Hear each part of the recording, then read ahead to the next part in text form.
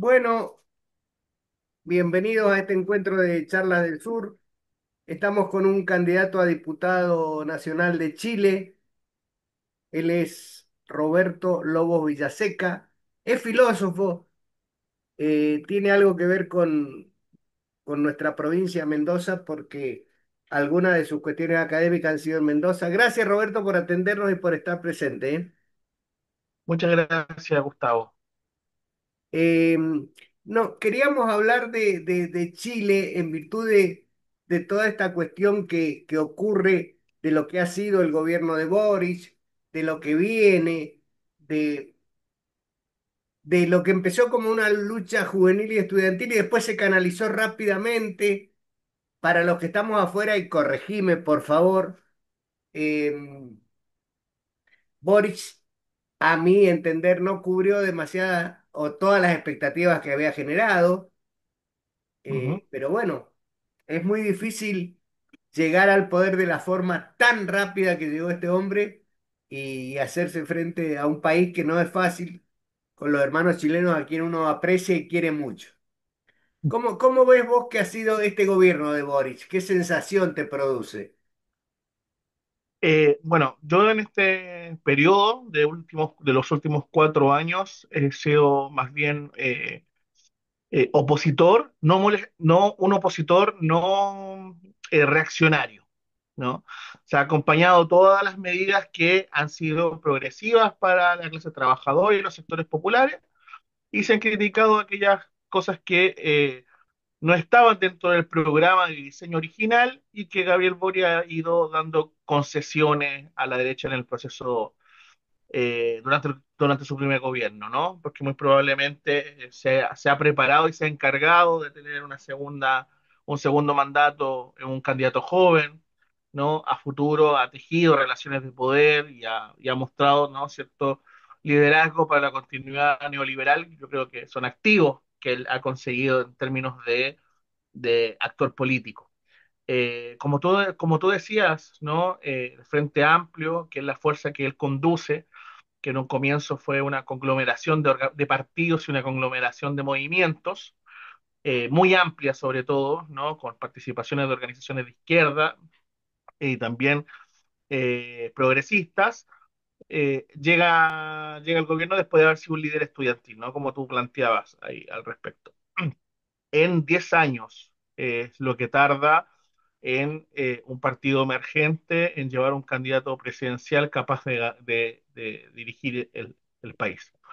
Ahora eso no se entiende si es que uno no hace un análisis teórico suficiente como para decir, bueno, qué es lo que estaba pasando en Chile para que eso se permitiese, ¿no? Y ahí me parece que es importante entender una categoría gramsciana que es la crisis de autoridad, ¿no? Que él define como la crisis de representatividad y la crisis de legitimidad. Nosotros venimos justamente después de un estallido del año 2019, eh, muy fuerte, con mucha participación, con movilizaciones masivas y reivindicaciones claras, pero con liderazgos inorgánicos, que fue la culminación de una crisis de autoridad, ¿no? Que mostraba una clase política deslegitimada, una institucionalidad deslegitimada y partidos que habían fracasado en la representatividad popular, ¿no? O sea, las organizaciones que habían gobernado durante el bipartidismo solapado que habíamos tenido en Chile antes de las reformas políticas y electorales del último cuño, ¿no? Habían dejado de ser representativas para los sectores populares y habían intenciones de un cambio, una modificación y demás. Eh, y eso hizo que el Frente Amplio fuese una tercera fuerza en su momento que lograse convertirse en una alternativa. Ahora, el gobierno de Gabriel Boric eh, fue complejo desde el comienzo, ¿no? Gabriel Boric se constituye en una política nacional y de liderazgo en medio del estallido social. Tiene dos grandes hitos, ¿no? En su figura que no son azarosos, sino bien paradigmáticos, ¿no? Él, al principio del estallido es escrachado por los sectores populares y que le vuelcan cerveza en una plaza, ¿no? Él estaba con su pareja, lo cual no me parece algo que sea reivindicable, ni mucho menos, ¿no? Lo quiero dejar bien el dato de que era una figura más bien considerada amarilla, digamos, para sectores populares y para la izquierda en general y demás que había estado partícipe de ese proceso. Y obviamente que pasar de un tipo al que le vuelcan cerveza en la cara a que sea un presidente es una transformación que se tuvo que dar justamente a partir de generar esas condiciones objetivas para que él pudiese ser gobernante, ¿no? O sea, cómo pasa de usar un moicano a estar peinadito para ser presidenciable, que fue parte de su campaña, ¿no? ¿Qué se necesita para ser presidenciable? En la primera vez la que aparece peinadito al costado y demás, ¿no? Eh, y el otro hito, ¿no? Es el 25 de noviembre, un hito que recuerda mucho acá la izquierda chilena, porque es el momento de conciliación nacional eh, que finaliza con el proceso de protesta impuesto, digamos, por Piñera, en el que hay una transversabilidad partidaria en la que se acuerda, digamos, el cambio constitucional para finalizar con las movilizaciones. Unas movilizaciones que eran espontáneas y demás, y que es relativo el tema de si se solucionaba o no se solucionaba con un proceso constitucional, o solamente con Roberto, un proceso una constitucional. pregunta y detente un minuto. La canalización de ese movimiento social estudiantil, sin tener detrás la conducción de un partido, de un sector social, era media anárquica y es difícil de canalizar políticamente todo eso. Muy difícil, muy difícil. Más que anárquica, yo diría espontánea. De hecho, bueno, yo soy muy simpatizante de Rosa. No era previsible el momento. Yo creo que las condiciones objetivas de las contradicciones sociales están dadísimas, ¿no? En toda América Latina, ¿no? Ya no pueden desenvolverse más. Pero son las subjetivas las que cuestan que se encuentren cada vez más, ¿no? En tiempos que son cada vez más rápidos, procesos históricos que necesitan mayor grado de densidad para que modifique la normatividad social. Entonces, eh, tenemos ese proceso, digamos, difícil de conducir en el que Gabriel Boric apuesta al cambio constitucional, ¿no? Eh, y lo hace en contra de su propio partido, ¿no? Cuando llega el momento de firmar, la presidenta, que ahora actualmente es candidata a diputado por diputada por el Distrito 12, o 13, no me acuerdo, creo que es 13, Gael Llomas, eh, que era actual en ese momento la presidenta del partido, ¿no? Termina llorando a las orillas del Congreso mientras Gabriel Boric se saca una foto con todos los presidentes del partido, siendo él un militante más, porque no era parte, no era el presidente de en ese entonces de Convergencia Social, pero decide firmar el acuerdo, poner todo su capital político y transformarse en un tipo de izquierda que es capaz de negociar con el otro lado, ¿no? En una jornada en la que lo mostraron discutiendo con los timoneles de cada uno de los partidos. Entonces, mostró un liderazgo que lo posiciona como presidenciable en ese contexto.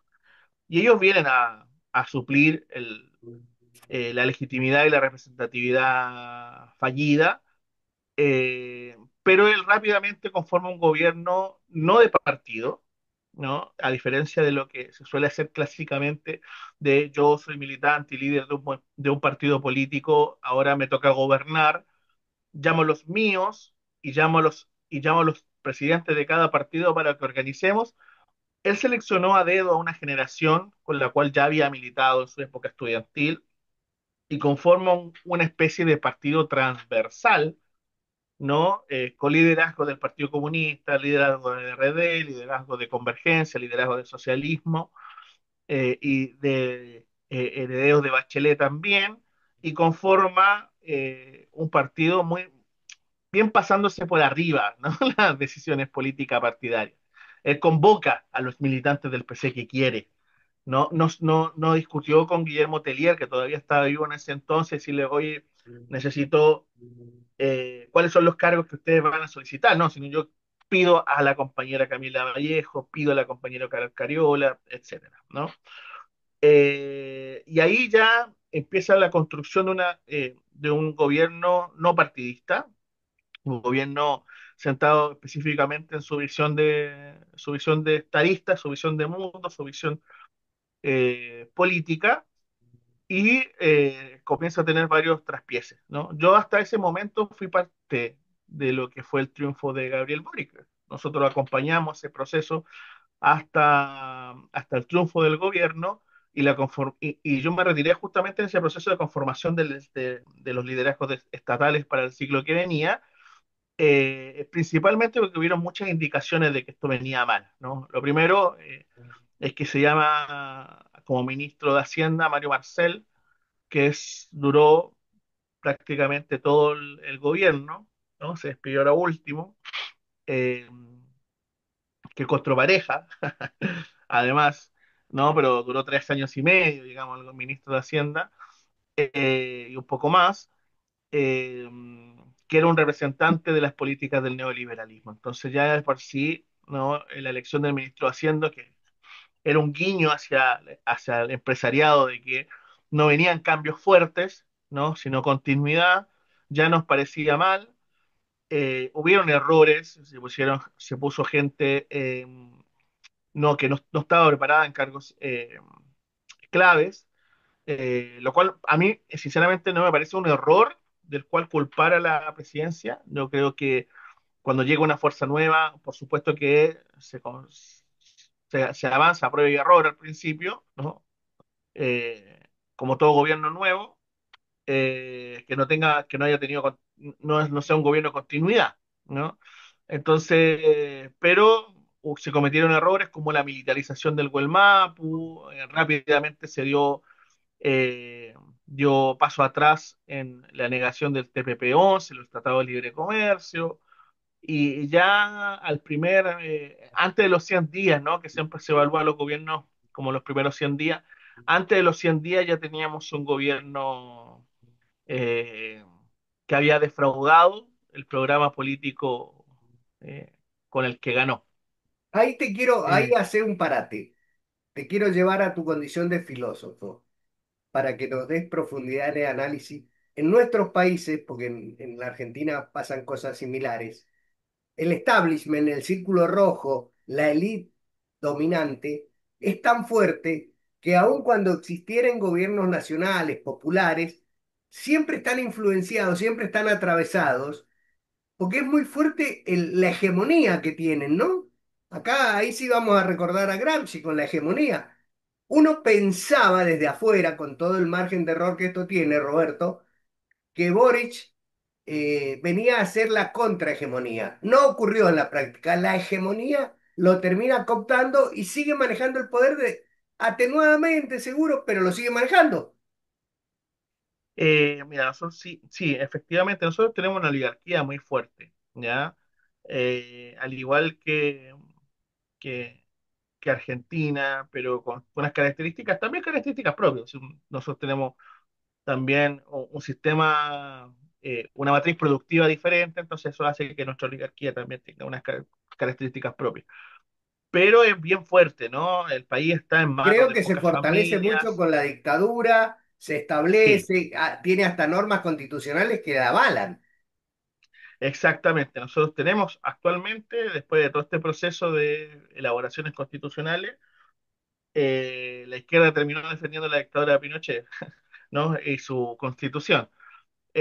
Porque nosotros hubo un proceso constitucional fracasado conducido por la izquierda, luego hubo un proceso fracasado de constitución dirigido por la ultraderecha, eh, que nos llevó a decir, a votar si queríamos continuidad de la de Pinochet o queríamos la otra, que era peor todavía, y terminamos votando algo que era imposible que quisiésemos, ¿no? No, nadie lo había planificado y de repente estábamos en una situación tan defensiva que la continuidad de la constitución pinochetista era mejor que la que nos ofrecía la ultraderecha, que era profundizar el modelo, ¿no? ¿No? Eh, Así que sí, yo sinceramente, y continuando, yo creo que Gramsci nos sirve mucho para este proceso. Eh, yo creo que, o sea, y lo he trabajado así. El gobierno de Gabriel Boric básicamente termina instaurando una revolución pasiva, ¿no? Nosotros teníamos las instituciones por el suelo, y lo que hace Gabriel Boric es recomponer la institucionalidad del Estado chileno y dejar las instituciones nuevamente funcionando, por decirlo de alguna manera, post-crisis, ¿no? Por tanto, se cumple todo lo que plantea Gramsci en ese proceso de revolución pasiva, ¿no? De esta crisis, que no alcanzó a ser una crisis orgánica, porque no se expulsó a Piñera. Yo creo que nosotros estuvimos a punto de lograr pasar un proceso de crisis orgánica que podría haber abierto esto, ¿no? A un proceso un poquito más largo, que nos diera el tiempo a las izquierdas para organizarse, para tener una alternativa, ¿no? Porque para nosotros los tiempos son muy lentos, ¿no? Lo que estaba organizado era la política del Frente Amplio, y lo que hizo el Frente Amplio fue desligarse completamente de los movimientos sociales y las fuerzas políticas, ¿no? Que constituyeron parte de ese proceso, pero que tenían una visión más transformadora, y conducir el proceso de reinstitucionalización del Estado post-crisis. El tema es que no terminaron siendo el fusible quemado de un Estado que no se recompone del todo. Entonces, hoy el Frente Amplio lo que representa es inoperancia, irresponsabilidad, fracaso, ¿no? Al punto de que en las primarias su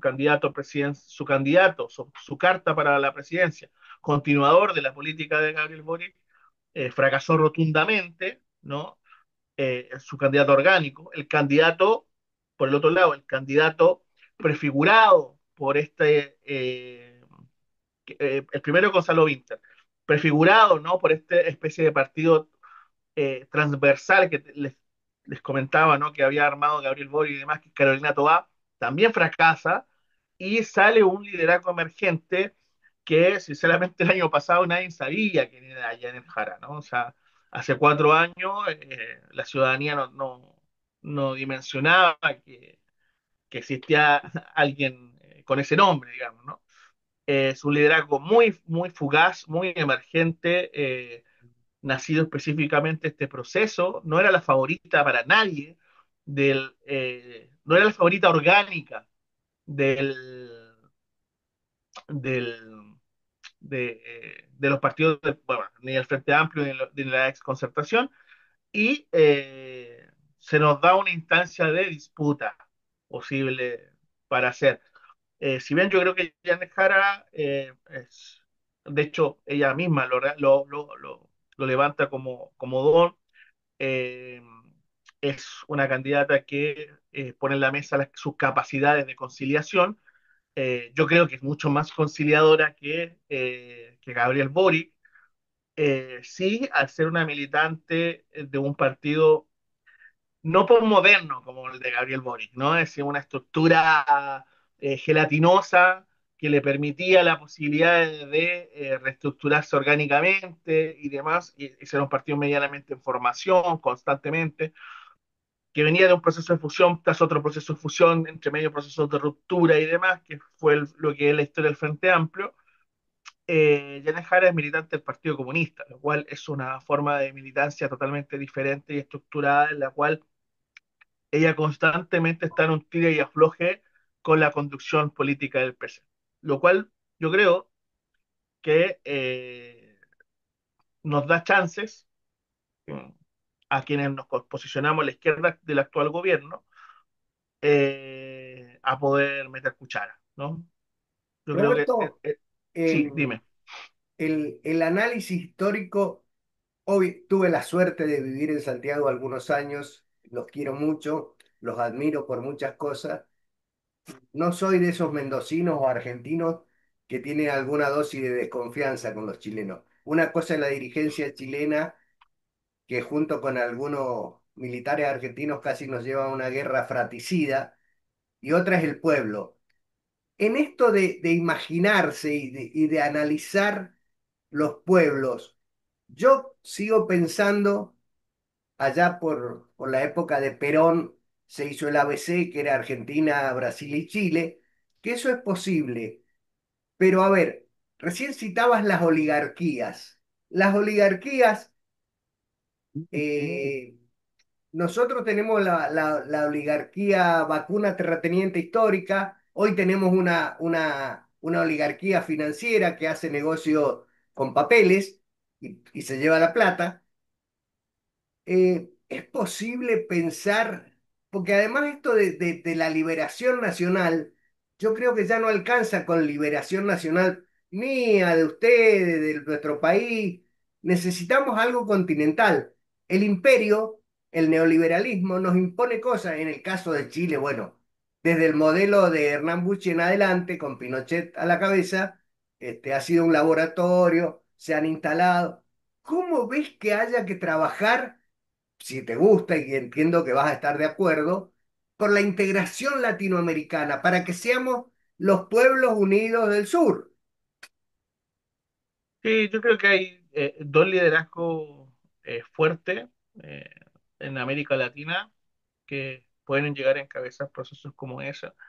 Más allá de las distinciones, ¿no? Y las diferencias que yo pueda tener, yo creo que eso es es una agenda necesaria incluso para las burguesías nacionales, ¿no? Uno es Brasil y la otra es México en esta instancia. Y yo sinceramente soy partidario de la incorporación de Chile a los BRICS. ¿A qué voy con esto? ¿No? Que creo que estamos en una situación, ¿no? Ya de consolidación del mundo unipolar al multipolar, ¿no? Sí, señor. Y las posibilidades de desarrollo nacional, por decirlo de alguna manera, dentro de los marcos de dependencia de- del imperialismo norteamericano, por decirlo así, nosotros creemos que está absolutamente vetado y que no nos queda otra, digamos, que entrar en en este proceso. América Latina no tiene la fuerza hoy para tener una posición no alienada, ¿no? Eh, como en algún momento hubo en el conflicto, ¿no? Entre Estados Unidos y la Unión Soviética. Eh, necesariamente que alinearnos con, con las fuerzas del BRICS, El que tema es es una propuesta desalinearse con los económica. Estados Unidos del Norte. Y eso significa tener un gobierno que sea capaz de vincularse. Por eso yo creo que es muy importante. Hay gente que por ahí no capta que las discusiones ya no son de izquierda o derecha solamente, ¿no? Gabriel Boric es tan de izquierda como Janet Jara, ¿ya? Eh, o voy a reformular, Janet Jara es tan reformista como Gabriel Boric. Eh, sin embargo, Gabriel Boric entró al gobierno siendo un abanderado de Occidente y la OTAN, ¿no? Haciendo gringo el imperialismo norteamericano, posicionándose a favor de Ucrania en la guerra europea, criminalizando a todos los países que se encuentran fuera del eje de Occidente, eh, ¿no? Cuestionando la dictadura cubana, cuestionando la dictadura de Venezuela, bla, bla, ¿no? Etcétera. Janet Jara también entra en esa dinámica, ¿ya? Pero su partido tiene un fuerte vínculo y una fuerte tradición de conversaciones, no solamente con los países que están fuera del eje occidental, sino también principalmente con China. Entonces yo creo que Janet Jara no puede no puede expresar simplemente solamente la agenda del occidente, ¿no? Entonces yo creo que hay algunas otras cosas en pugna. Yo creo que, a ver, porque eh, podría ser, yo me considero un militante de la izquierda, me siento a la izquierda del PC, ¿no? Del Partido Comunista y del Frente Amplio. Pero aún así mi candidata a la presidencia es sin duda Janet Jara. Primero porque yo creo que genera condiciones objetivas eh, para futuro, ¿no? Primero, nosotros en la historia de Chile nunca ha gobernado el PC, no ha tenido ningún presidente. En el momento que estuvo más cerca, lo proscribieron, fue perseguido o directamente se bajaron como para darle paso a Salvador Allende, porque hay que recordar que Pablo Neruda fue un candidato presidencial bien catalogado a nivel popular. Sin embargo, el hecho de que tengamos un gobierno, entre comillas, reformista, eh, tampoco de grandes transformaciones, no se puede, con la constitución nuestra, con el Tribunal Constitucional, con las leyes de amarre. Como lo máximo que nos dejan el establishment, gobiernos Yo creo que menos que lo que nos socialdemócratas. Yo creo que menos que lo que nos dejan, porque hay una pieza que es fundamental, es que está en el tablero, que Gabriel Boric no utilizó, y yo tengo fuertes críticas con respecto a eso, y que Janet Jara va a haber que hacer que la use, ¿no? Pero es que es la movilización popular, ¿no? Estos gobiernos entran dentro de la dinámica, se reparten las barajas, la fuerza que concentran el poder político en nuestro país las tienen marcadas, tienen las mejores, ya se las sabe, vienen jugando esto hace rato, ellos diseñaron las reglas del juego y demás, y los sectores, ¿no? Que supuestamente vienen a hacer el proceso de transformación, deberían poner sus cartas sobre la mesa. Y hay una carta que hasta ahora no se ha utilizado, y es que los gobiernos supuestamente de izquierda vienen a desmovilizar y no a movilizar. Yo creo que es muy diferente gobernar con el pueblo movilizado a gobernar sin el pueblo movilizado.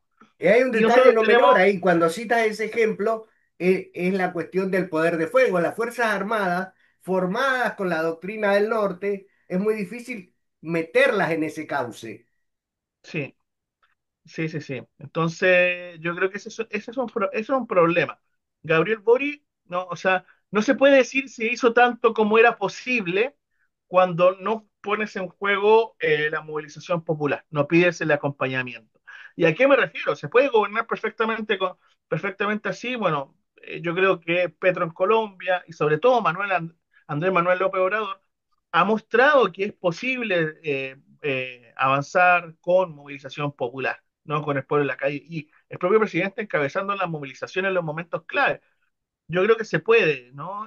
Yo creo que Argentina, mira, yo no soy peronista, ni fui, Siempre te eh, espera el o- peronismo, ¿eh? ni fui oficialista. Eh, sí, sí. Eso es una discusión totalmente aparte, ¿no? Pero sí reivindico varias figuras del peronismo y reivindico también varias figuras de los gobiernos de la década ganada también y demás. Y creo que uno con el tiempo entiende mejor, ¿no?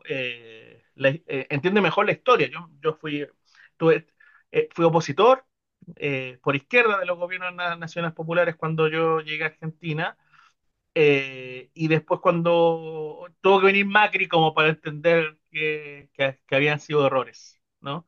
Que había que haber defendido el proceso más de lo que se debía. Aunque de todas maneras yo creo que uno no sería ridículo plantear que la izquierda ha sido la responsable de esos procesos, pero yo al menos en Argentina, mi tradición política, estuve más vinculado en lo que se entiende por izquierda social, ¿no? Que hoy no tiene programa, no tiene estrategia, es el furgón de cola del trotskismo, pero en algún momento tuvo opciones políticas propias, más centrada en una izquierda latinoamericana, más cercana a las tradiciones de Montonero y el eh, y siempre me posicioné más bien cercano de esa línea. Pero hoy yo cada tanto voy a Mendoza y entiendo que ya prácticamente no existen, y en Argentina también, o sea, van en las listas del Frente de Izquierda, Ahí me y yo das pie para sinceramente creo llevarte que... al cierre de esta charla generosa que has tenido con nosotros. Obviamente, los que sentimos hasta alguna nostalgia por los 70 marcados sobre todo en Chile por Salvador Allende, por lo que hizo, por la forma espantosa en que terminó y por lo que vino después. en nuestro país también, citaste a Montonero, citaste a Ler.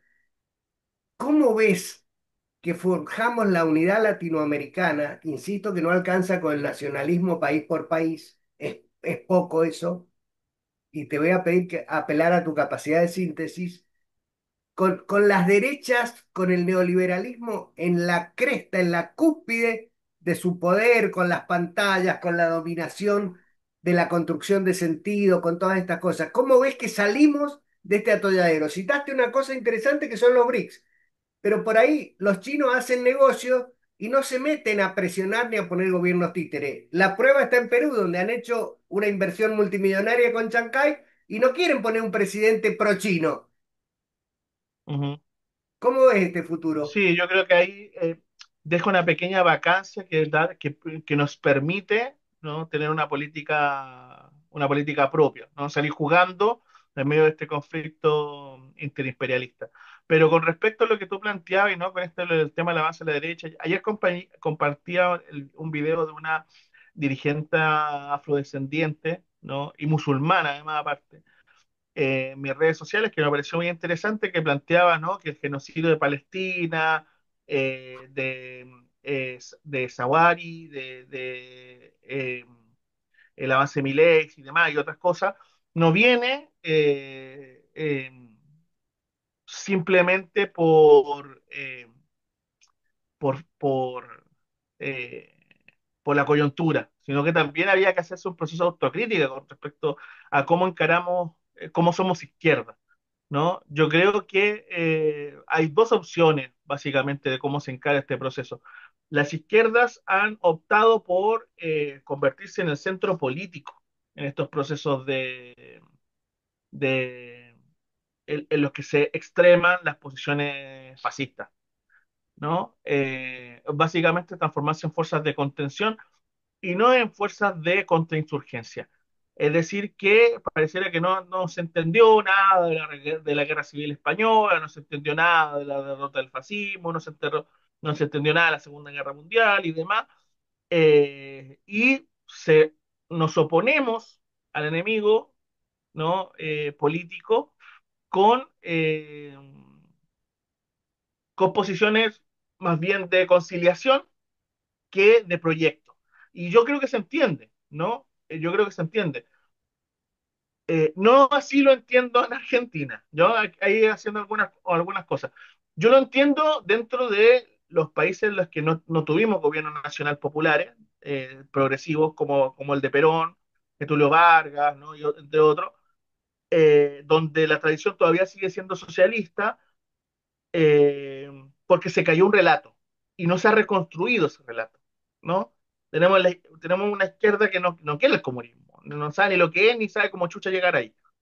Pero por el otro lado, ¿no? Yo creo que es mucho más fácil con un relato como el de Perón, ¿no? Que con tres medidas sumamente claras, uno tiene más o menos un marco para poder encaminar el proceso, ¿no? Yo creo que entre eso y lo que nos falta hay que buscar un punto medio.